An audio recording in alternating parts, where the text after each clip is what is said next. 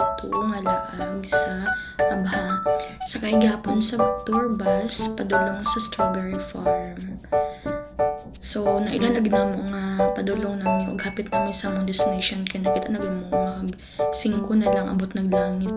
So tugnaw ka ay dinhi guys, kita na gid namo ang balay sa mga strawberry. So gitawag na siya na greenhouse nila. So pababa nami dinhi sa bus. So daghang mga kauban dili mga Pinoy na mga Indian, Saudian. So ilan naman mga Pinoy kay duwa nagapang takaha. And then na siya excited na kaayo. So legit gid kaayo nga tugnaw. Little Baguio ang tawag na dinhi sa mga Pinoy. Then amazed ko lang ako kaayo kay daghan kay mga dagko nga mga strawberry. And then baka to lang kaayo lang strawberry dinhi. Isa-isa ka baso punong strawberry with chocolate is 10 SR lang.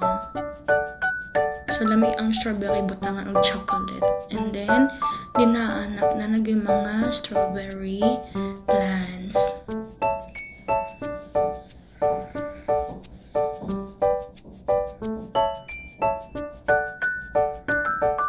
So kauban gihapon ako sila Putri, sila Debbie, and sila Shella.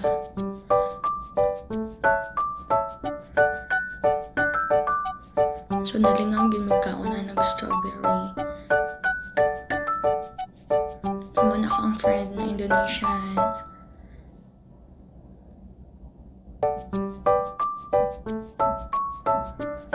So ka-fog pa dyan din na ang dapit. So kung makita niyo na siya, kung wala siya fog, lalom kaya na siya din na bangin siya.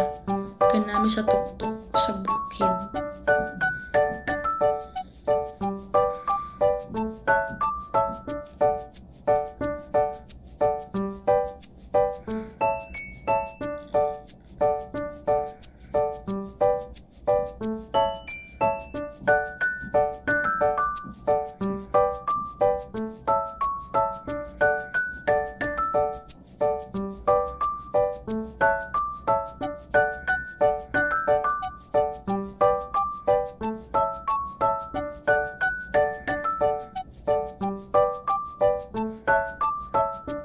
So nice kayo ang mga book.